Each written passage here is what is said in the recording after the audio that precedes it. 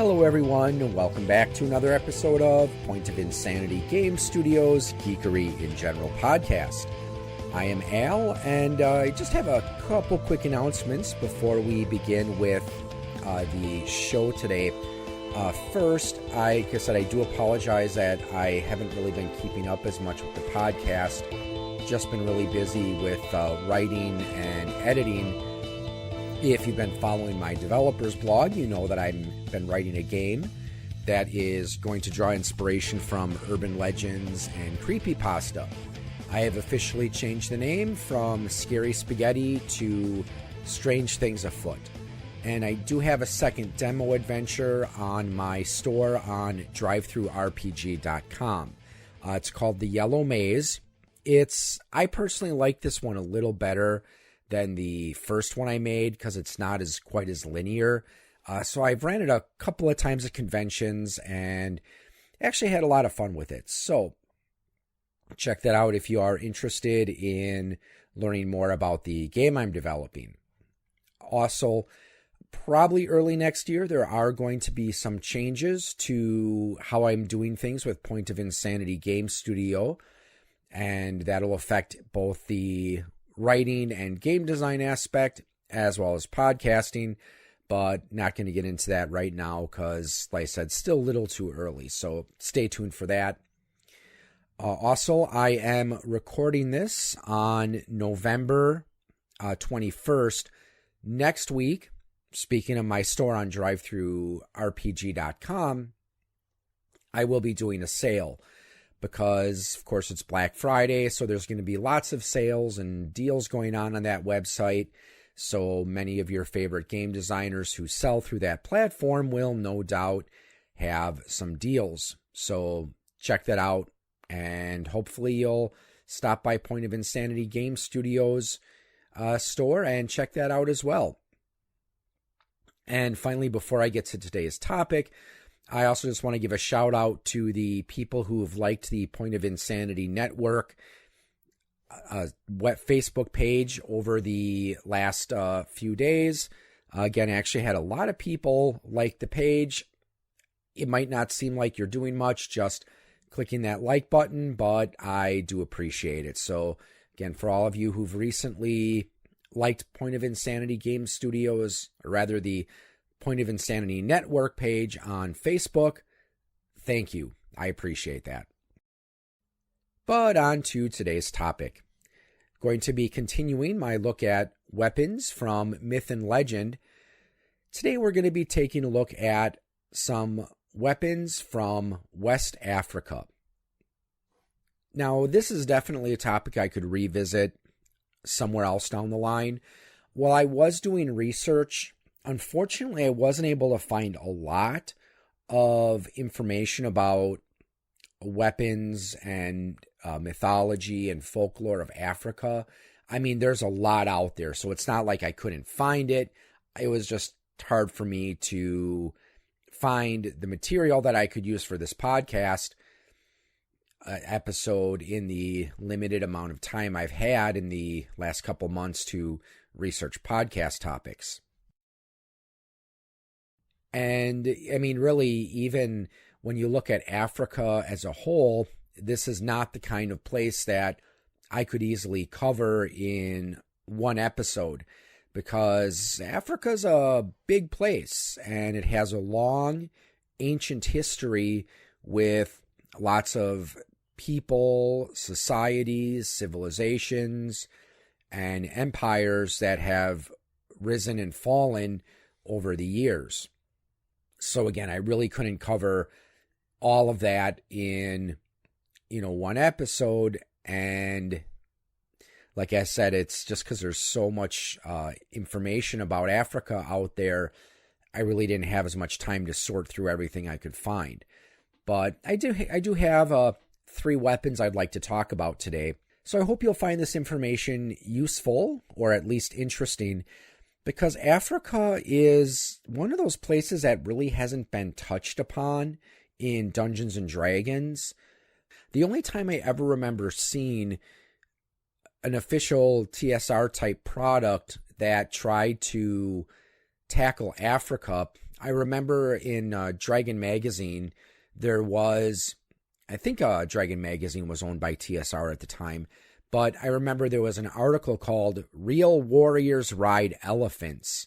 So it was talking a little bit about how to do a campaign set in Africa. And I know that's certainly something I could touch on in a future episode. When I finally have time again, I'll do a historical gaming episode on Africa, which again is still going to be very difficult to break down to just one episode just because of the wide variety of people and civilizations and climates that you'll encounter on that continent. I mean, I did touch on a little bit many episodes ago. I did a historical gaming episode on Egypt, but I'm sure I could probably do future episodes on historical gaming in Africa. But other than that, it's not someplace that I've seen really covered in the role-playing games I'm familiar with. I think Rifts did have a source book for Africa, and I know there's this game I've heard of called Spears of the Dawn, which, as I recall, that one is heavily influenced by Africa as well. However, I've just seen it. I haven't actually had a chance to play it. Again, not saying there aren't other game systems out there that haven't touched upon Africa as a setting for a game campaign. It's just I personally am not familiar with them. So we'll talk about some weapons from African folklore right after this quick announcement. Check out the guys over at Eclectic Media Project. They bring you podcasts such as Musically Challenged. Whose podcast is it anyway? Want to hear something interesting? And their newest podcast, Page 3.14 News. Check them out on Podbean and iTunes at Eclectic Media Project, on their website at www.eclecticmediaproject.com. Check them out as they are the home with a little something for almost everyone.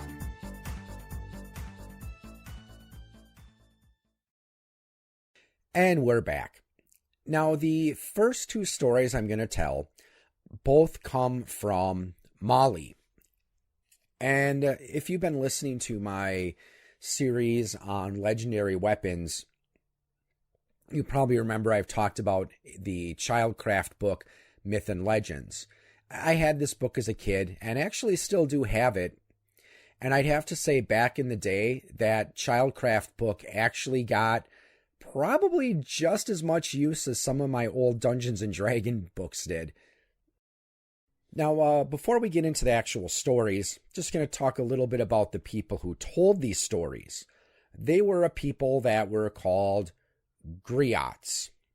And again, during this episode, the mispronunciation disclaimer is in full effect. I probably am not going to be pronouncing some of these names correctly. They were known by a few other names, but griots is the one that seems to be most common. So these people served the same role as a bard would in medieval Europe. So they were storytellers, musicians, and historians. According to Francis Bebe in African Music, A People's Art, the West African griot is a troubadour, the counterpart of the medieval European minstrel. The griot knows everything that is going on. He is a living archive of the people's traditions. The virtuoso talents of the griots command universal admiration. This virtuosity is the culmination of long years of study and hard work under the tuition of a teacher who is often a father or uncle. The profession is by no means a male prerogative. There are many women griots whose talents as singers and musicians are equally remarkable. And in the days of the Mali Empire, each town had its griots who would often tell stories and would spread news of births, deaths, battles, and any other current event. In some places, it's believed that they even formed a caste of sorts, as generally griots did not marry people who didn't also come from a griot family. So the first story is called The Prince and the Evil Sorcerer. Now, this particular story, like I said, is from that Childcraft book, and some of the events in the story here are believed to be based on real historical events. It's just, of course, as it so happens in legends and mythology and folklore, things get embellished over the years.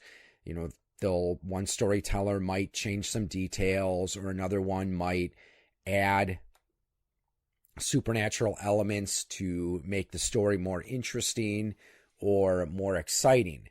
And such is the case of the story I'm going to tell here, which is actually based off of an epic poem that describes one of the early kings of Mali. So the story begins in the city of Soso. Now, in this city, there lived an evil wizard named Sumanguru. He made a deal with demons and other evil spirits. With their help, he took over 9 kingdoms, overthrew their rulers, and used their skins to make a robe. The people of one land, called King Abba, refused to be subjugated by this evil wizard, so they asked their magicians for guidance. The magicians beat on their drums and cast snail shells to the ground. They informed the people that they would indeed be saved by King Abba's true king, a man with 2 names. Now, the hero they were looking for was a prince who had been called Maridada, which means lion prince. However, as a child, it was said he had weak legs, so he tended to crawl around a lot. And because of this, he was also given the name Sundiata, which means thief lion. The problem is, no one knew where he was. His mother had fled the kingdom with him when he was only 10. So 2 men disguised themselves as merchants and set out in search of the lost prince. They offered to sell spices from King Abba, and their plan was they realized that if they encountered someone who had fled their homeland, they would recognize those spices, whereas anyone else really wouldn't see the significance in them. Eventually, they found a young woman who was excited to see these spices because she hadn't seen them since she was a kid. And this woman was actually Sundiata's sister, so she took the men to see her brother. Well, they found out that during his exile, Sundiata had grown up to become a skilled hunter and a brave warrior. The men explained to the prince what was going on in their homeland, and Sundiata agreed to help. However, the evil wizard, Sumanguru, was told by a spirit in the form of a serpent that the young prince was returning to take back his kingdom. Sundiata had managed to amass a great army of horsemen, foot soldiers, and archers from the various kingdoms that the wizard had overthrown. So the wizard gathered his army and prepared to meet the invaders. However, Sundiata's army had better tactics and soon gained the upper hand. The prince rode forth to confront Sumanguru and threw his spear directly at the wizard's chest. But to Sundiata's shock, the spear bounced off. The wizard laughed and vanished. However, the battle was soon over and the wizard's army retreated. Despite the victory, Sundiata was worried. He consulted his magicians, but they did not know what gave Sumanguru his invincibility. Fortunately, one of Sundiata's soldiers overheard the prince's conversation and brought before him a young woman named Nana. She was friends with Sundiata when they were younger, but was forced to become one of Sumanguru's wives. Nana informed Sundiata that the only way to defeat the wizard was to shoot him with an arrow that was tipped with the claw of a rooster. So the prince asked his best arrow maker to create a special arrow for him. The next day, Sundiata's army once again confronted the wizard's army, but this time, Sumenguru was prepared. The wizard used his magic to summon a great wind to hinder Sundiata's army. The prince desperately searched the battlefield until he had the wizard in his sights. He knocked the rooster arrow to his bow, drew the string back, and let the arrow fly. It hit the wizard in the arm, and although the wound wasn't serious, it caused Sumenguru's powers to fade. The wizard knew he was defeated and fled, never to be seen again. Sundiata's army quickly won the battle and freed the lands that the evil wizard had enslaved. So that's basically a shortened version of it. And again, keep in mind that the version I read there is based off of a children's book. So I'm sure that they probably changed a few things from the original story. So the main weapon I wanted to talk about from this story was the arrow. So it would take a certain degree of skill to make these, because again, you have to take a rooster's foot and attach it to an arrow instead of an arrowhead. So as far as how these would work in game, I would guess that an arrow with a rooster's foot would not be very aerodynamic. So I would force the user to take a -2 attack roll penalty because of the strange balance of the arrow. However, I would still give it a pretty good bonus. I would treat it as a +3 weapon in terms of what it can hit, and I would give it the same damage as a sheaf arrow. However, I think that an arrow like this would have a special effect on wizards.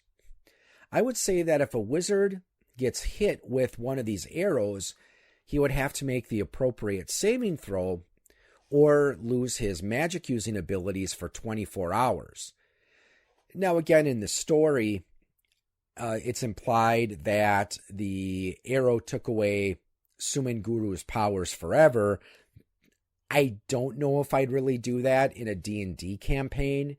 I mean, if one of your PC wizards got hit by that, well, then that make him pretty much useless. You know, they'd have to, if you're depending on the edition they're playing, they'd either have to dual class into another character class, or they'd have to start devoting the rest of their levels to a different class. So like I said, permanent loss of magic would probably be a little too heavy-handed, but maybe I could see using that or bringing that into play if it's going to be a critical plot device. Now, the story that I read also mentioned that he had a sword, and as we know from that one of those battles, he did have a spear that he used against the wizard. However, no powers were attributed to them. So, I mean, I suppose since we're talking about a ruler here, could maybe give him a +1 non-magical. Assume that they were probably just, high-quality weapons. And we'll be talking a little bit about some types of African swords right after this next story. So this next story is called The Terrible Lion Man, and it was told by the Maliniki people who also lived in Mali. It tells the story of a hunter named Kambili and his wife Kumba. Their people were being terrorized by a man who could shapeshift into a lion. Kambili's wife, Kumba, was a skilled sorceress, so she used her magic to discover that the Lion Man was actually a powerful wizard. However, no ordinary weapon could harm this wizard, so the first thing they needed to do was find a way to defeat him. The two consulted another wizard named Bari, who told them that they would need to get a lock of hair from the wizard's head, as well as one of his sandals, and then bury said items at the foot of an idol of Nyaji. Now, unfortunately, I couldn't find exactly who or what Nyaji is. I assume it's probably a god or a spirit of some type, but it's also possible that the Childcraft book I read got the name wrong. Well, naturally, Kambili was concerned about this plan because it's like, okay, we can't just walk up to this guy and ask him for a lock of his hair and one of his sandals. Fortunately, Kumba came up with a plan. She approached the wizard and said she had fallen in love with him and offered to cook him a meal to show him what a great wife she would be. Kumba was said to be very beautiful, so the wizard agreed. As she cooked the meal, she slipped a sleeping potion into the wizard's food. After dinner, the wizard drifted off to sleep. Well, as far as I can remember from 2nd edition, as I recall, wizards don't really have a very good saving throw versus poison, so maybe that's why it took effect. I don't know, but back to the story. So while the wizard slept, Kumba took what she needed from him and hurried back to her husband. They buried the hair and the sandal in front of the idol as instructed, which informed them that there was only one place the wizard could be killed, and that was in a specific grove of trees. Kumba offered to use herself as bait, though, of course, Kambili didn't like that idea, but he realized it was the only plan, so he agreed. When they got to the grove, Kambili hid while Kumba sung a song to attract the wizard. But the Lion Man suspected something was up, and he used his magic to send forth a sleep spell. Now, because Kumba was a wizard, or sorceress, she was protected, but unfortunately her husband soon fell asleep. Well, as the Lion Man drew near and prepared to pounce, Kumba sang a song to awaken her husband. With great speed and skill, Kambili leapt forward, stabbed the wizard with his spear, and ended the wizard's life. So how would we stat out the spear? Well, I would give Kambili's spear a +2 bonus, but give it +4 against shapeshifters. Now, at first I was thinking maybe you could give it the properties of slaying against lycanthropes, but at least in the version of the story I read here, it's implied that the wizard uses magic to change his shape, so it's not exactly the result of lycanthropy. But I suppose if you wanted to, you could give it that property. Now, where it would do extra damage against lycanthropes. Now, if you do decide to give it that edge against lycanthropes, I could also see giving the spear another property where it helps protect you against becoming a lycanthrope on yourself. Because, well, as I recall in, I think, 1st and 2nd edition, if you lose a certain amount of your hit points in battle with the lycanthrope, there's a possibility that you've been infected with that disease and you too will become a lycanthrope. Now, I think there's also another interesting idea that you could take from this story. Because again, this powerful wizard, he was invulnerable to any type of weapon. So if you want to use a wizard like this in a campaign, you could decide that he is immune to any weapons except in one specific area. So just like Kambili and Kumba in this story, the characters might have to do a few things to get the clues they need to realize that, okay, this powerful wizard they're fighting can only be killed in a certain place. But once you get him to that certain place, doesn't matter what type of weapon. As long as you can kill him there, he's dead. Well, the next weapon I'd like to talk about is a sword. And African swords took a variety of forms. In areas that were heavily influenced by Arab culture, their swords tended to be curved and single blades. In other parts of Africa, they tended to use swords that had almost a sickle-like shape. One such weapon is called the shotel, which originated in Ethiopia. Another, probably more well-known sickle-shaped sword is the Kapesh, which comes from Egypt. And if you ever seen the movie The Scorpion King, the sword that I believe the Rock's character, the Scorpion King, was using in, or not the Scorpion King, the Mummy 2, the Scorpion King. Because as I remember, they actually made the spin-off movie of the Scorpion King. But this is the Mummy one where they show him before he became the Scorpion King. The sword that he was using had that sickle shape. And it's believed one of the reasons that they used these sickle-shaped swords is because in a lot of parts in Africa, they generally didn't wear body armor. In a lot of places, the common foot soldier only carried a shield for protection. So these hooked swords could actually be very useful for getting around an opponent's shield. And with a skillful strike, they could even puncture a lung. West Africans commonly used a sword called an ida, which often had a leaf-shaped blade. Sometimes these swords were coated with pepper or poisonous substances to improve their effectiveness. Now, the weapon I'm going to talk about to end today's episode is called Mamaga Kamalu. Now, this sword supposedly belonged to the Igbo god Amadioha. Now, I'm going to be honest, before I get into the character here, I read about this weapon on Wikipedia's page about mythological objects, and the description sounded interesting. It's a sword that glows red when people with evil intentions are close by, and it could cause tremors when struck to the ground, and it also was said to grant mortals victory in battle.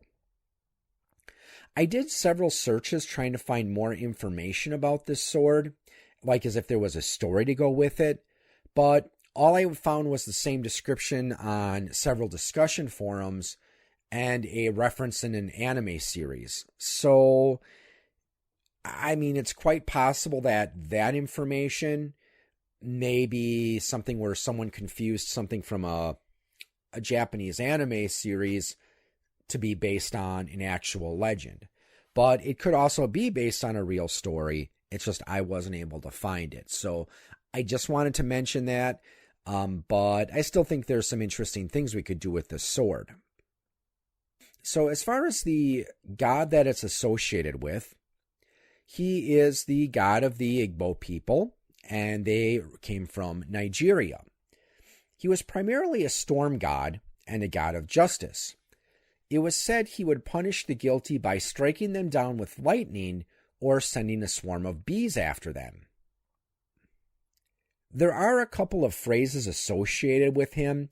I'm not going to try to pronounce the original version. I'm just going to give the English translation because I know I wouldn't pronounce it correctly. But the first one is essentially, Amadioha will strike you. So that seems to be a phrase that you would use against someone if you think they're guilty of something and you want to see them divinely punished.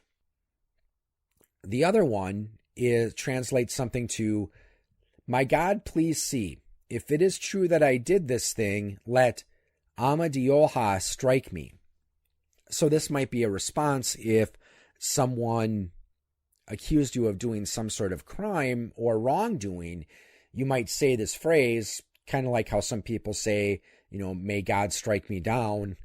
Essentially you're so sure of your innocence that, you're going to say that if I'm really guilty of this, then I hope that a God strikes me down. However, in addition to being a god of divine punishment, he was also said to be a bringer of enlightenment. It was said that he was hidden in a small village after he was born because his mother was told that her firstborn son would be killed by his uncle. So, Amadioha, he spent his childhood as a cowherd, but would eventually go on many adventures to slay a variety of monsters. And it was said that he often appeared dressed in white, often carrying a sword, and accompanied by a ram. Now, as far as how you would stat out his sword, since it is a divine weapon, I would give this a pretty good bonus, at least +4 or +5. Now, the description said it would glow red when people of evil intent were near. So I would also allow this sword to cast Detect Evil, with again the sword glowing red if anyone with evil intent is nearby. Now, I'm not sure where they got up the part about causing tremors when it struck the ground. I guess you could say that because if there's like a really loud thunderclap, that can shake the ground. But I might give it maybe an ability more fitting towards what we know about this god.